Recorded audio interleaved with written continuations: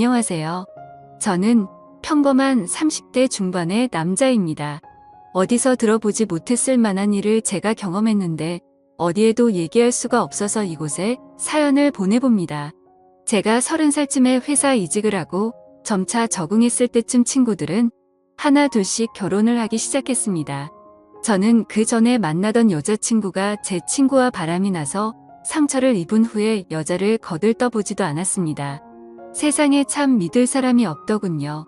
상심이 너무 커서 하던 일도 그만두고 매일 술을 마시며 살아가고 있을 때 결혼한 다른 친구가 제가 안쓰러워 보였는지 자주 술을 사주며 상담을 해줬습니다.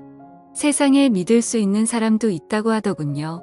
그래서 저는 10년지기 친구도 그렇고 세상을 다 줄 수 있을 것 같던 여자친구도 그렇고 아무도 못 믿는데 누구를 믿고 살아갈 수 있겠냐고 했죠. 그랬더니 친구가 자기가 남아있지 않냐면서 형님이 오늘은 참치회에다가 술 살 테니 맛있게 먹고 다음 주부터 자기 회사에 출근하라고 하더군요.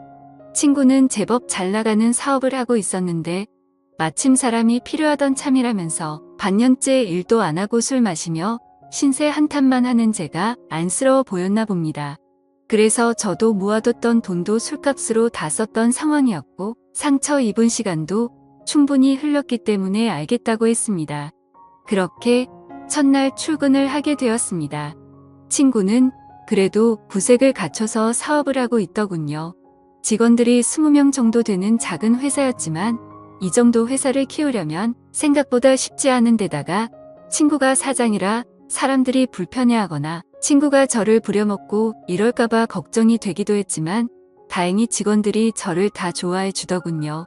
그렇게 유능하고 착한 사람들이 저한테 잘 알려주고 도와줘서 저도 잘 적응할 수 있었습니다. 그런데 그 중에서도 저를 제일 많이 챙겨준 사람은 격리 아줌마였습니다. 젊고 예쁜 격리 여직원도 한 명 있었는데 그 사람은 워낙에 나이가 어리고 예뻐서 그런지 뭔가 도도하지만 격리 아줌마는 저보다 5살 정도 많았는데 사실 말이 아줌마지 저랑 친구 정도 되어 보였습니다. 엄청 똥안인데다가 몸매도 20대 뺨칠 정도였고 얼굴도 어린 여직원보다 예뻤습니다. 우아하면서도 얘기를 해보면 귀여움까지 있던 사람이었습니다. 그런 사람이 저한테 회사에 대해서도 많이 알려주고 해서 사람에 대해서 닫혀있던 마음이 열리기 시작했습니다. 그래서 이 아줌마가 나를 좋아하는 건가 싶었는데 사실 그 아줌마는 모든 사람한테 친절한 사람이더군요.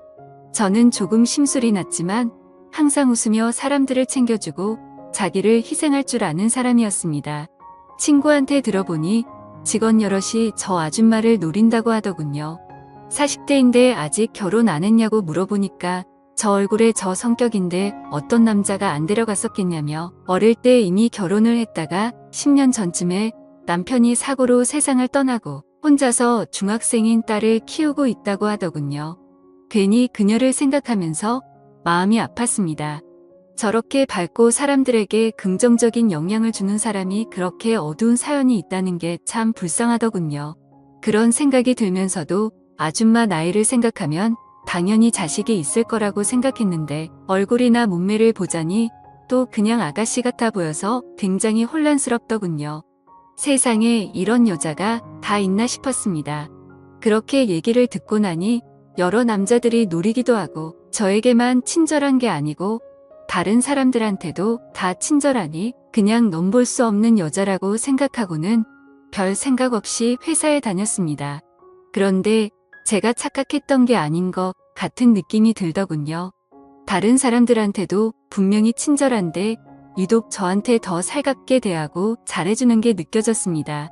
왜 그러는지는 모르겠지만 지나가면서 괜히 어머 잘생기셨네요 라고 말하며 어깨를 한번 주무르고 가는 일이 많았고 야근하고 있으면 너무 고생이 많다면서 커피를 한 잔 타다 주는데 다른 사람들한테는 이렇게까지는 안 하는 것 같더라고요. 제가 그리 잘생긴 얼굴도 아니고 그냥 평범한 남자이고 다른 남자 직원들이 저보다 잘난 사람이 많은데 왜 저한테 이러나 싶었습니다. 그렇게 혼자만의 착각인지 아닌지 행복한 상상을 하며 지내던 어느 날 퇴근하고 집에 갔다가 배가 고파서 편의점에 갔는데 회사에 지갑을 놔두고 와버렸습니다. 한참 배가 고플 때라서 짜증내면서 회사로 지갑을 찾으러 갔는데 그 아줌마 혼자 일을 하고 있더군요. 지갑을 챙기고 아줌마한테 다가가서 왜 아직도 일하고 있냐고 물어보니 안 그래도 바쁜 날인데 격리 여직원이 갑자기 일을 그만둬서 일을 다 못했다고 하더군요. 저한테 항상 잘해주던 사람이다 보니 제가 도와주겠다고 했습니다. 아줌마는 괜찮다면서 자기 일이라고 말하며 이렇게까지 안 해도 된다고 했지만 일의 양을 보니 혼자 하면 오늘 퇴근을 못할 것 같아서 제가 그냥 막무가내로 옆에 앉아서 일을 도와줬습니다. 고마움에 눈이 그렁그렁한 표정을 보고 저도 모르게 빠져들 뻔했지만 아줌마가 저를 항상 잘 챙겨줘서 이렇게 도와주는 거라고 말했죠. 고맙다면서 일 끝나면 자기가 맛있는 거 사주겠다고 하더군요. 그 말을 들으니 괜히 둘이서 데이트를 할 수 있는 건가 하는 생각에 신이 나서 일을 빨리 끝내려고 했습니다. 그런데 아줌마와 둘이서만 이렇게 회사에 남아서 일을 하고 있으니 온갖 생각이 다 들더군요. 그래도 빨리 끝내고 아줌마랑 맛있는 걸 먹으러 가고 싶어서 최대한 빨리 끝냈습니다. 끝나고 보니 시계가 10시더군요. 아줌마가 빨리 맛있는 거 먹으러 가자며 저한테 팔짱을 끼며 정말 고맙다면서 뭐 먹고 싶냐고 하는데 여자를 다시 안 만나겠다는 제 마음이 흔들릴 정도로 엄청나게 두근거리고 있었습니다. 저는 괜히 방어 심리가 발동해서 딸이 있으니까 집에 들어가야 하지 않냐고 물었고 오늘은 딸이 수련회에 가서 한가하다고 하더군요. 그러면서 뭐 먹고 싶냐고 자기가 뭐든 다 사주겠다고 말만 하라고 했습니다.